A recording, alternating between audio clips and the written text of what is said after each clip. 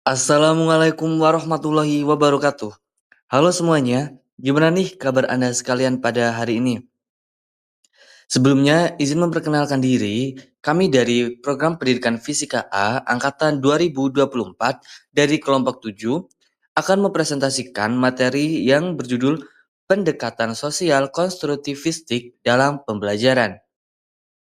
Sebelum kita memasuki materi presentasi pada hari ini, izinkan saya untuk memperkenalkan anggota kelompok 7 terlebih dahulu. Perkenalkan, nama saya Ferry Sanjaya dengan akhiran NIM 26.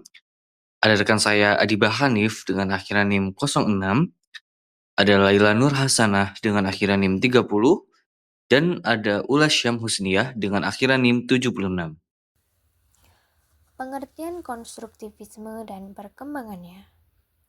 Konstruktivisme pada dasarnya menekankan bahwa belajar bukan proses pasif menerima informasi, melainkan proses aktif membangun pengetahuan. Siswa secara aktif menafsirkan dan menghubungkan pengalaman mereka. Menurut Piaget, tahun 1972, ada dua proses utama dalam belajar. Pertama, asimilasi, yaitu ketika pengalaman baru dimasukkan ke dalam struktur kognitif lama. Kedua, akomodasi, yaitu ketika struktur kognitif diubah sesuai dengan pengalaman baru. Fokus utama Piaget ada pada konstruksi pengetahuan yang bersifat individual.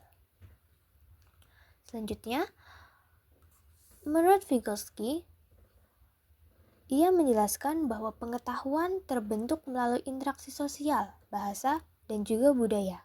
Salah satu konsep penting yang ia perkenalkan adalah zona perkembangan proksimal atau disingkat ZPD, yaitu potensi siswa yang berkembang lebih baik dengan bimbingan orang yang lebih ahli.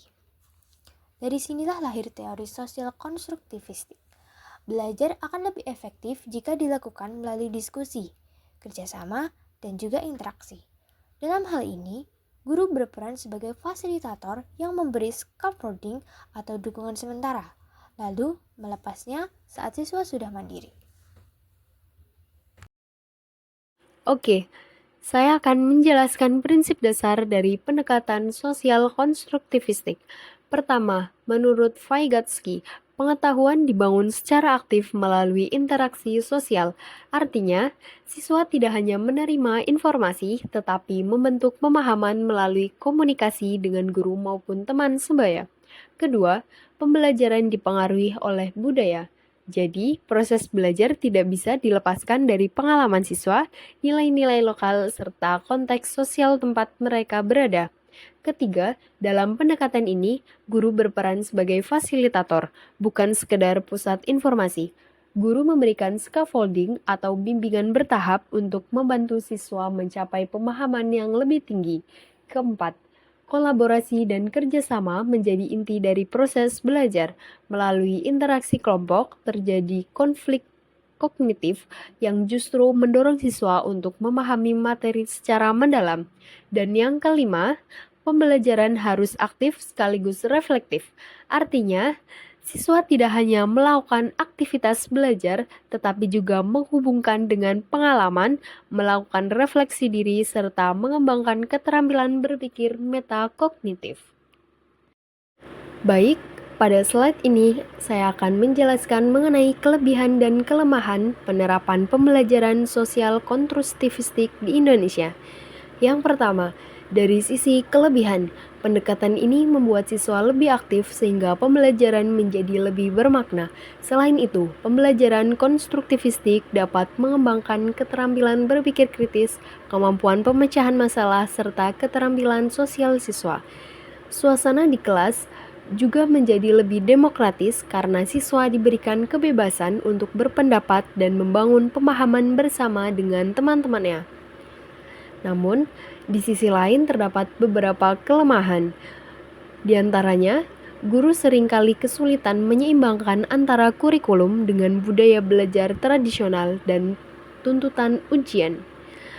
Kompetensi guru dalam memfasilitasi pembelajaran seperti scaffolding atau comparative learning masih terbatas.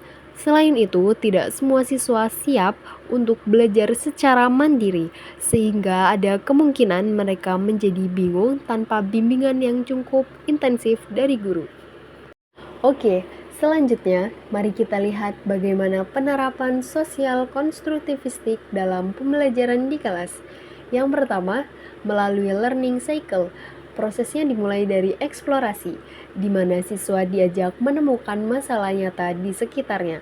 Setelah itu, masuk pada tahap pengenalan konsep, yaitu melalui diskusi tentang teori-teori yang relevan.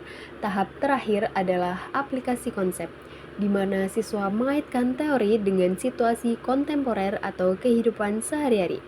Selain itu, ada juga strategi pembelajaran yang bisa digunakan, misalnya scaffolding, comparative learning, tutoring, maupun cognitive apprenticeship, di mana guru berperan sebagai fasilitator yang memberi bimbingan sesuai kebutuhan siswa. Kemudian ada metode jigsaw, yaitu siswa bekerja dalam kelompok kecil dan saling mengajar satu sama lain. Lalu ada juga project-based learning yang menekankan pada pemecahan masalah nyata, keterlibatan dalam konteks sosial, serta pengalaman belajar langsung. Nah, selanjutnya kesimpulan. Jadi, konstruktivisme menekankan bahwa pengetahuan itu sebenarnya dibangun secara aktif oleh peserta didik, bukan diterima begitu saja. Dalam pendekatan sosial konstruktivistik, proses belajar juga dipengaruhi oleh interaksi sosial dan budaya.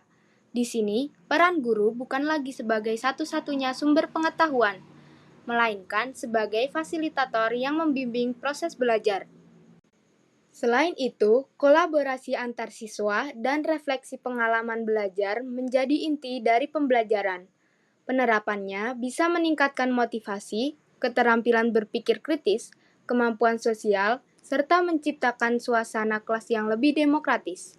Namun, tetap ada tantangan, misalnya kesiapan guru dan perbedaan kemampuan siswa.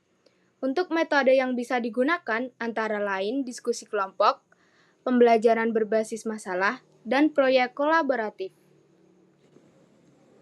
Selanjutnya yaitu saran untuk penerapan yang lebih optimal. Yang pertama, guru perlu terus mengembangkan diri melalui pelatihan dan pengalaman langsung di kelas, agar mampu menyesuaikan metode pembelajaran dengan kebutuhan siswa. Terima kasih telah menyaksikan presentasi dari kelompok 7. Bila ada kurang lebihnya, kami mohon maaf. Wassalamualaikum warahmatullahi wabarakatuh.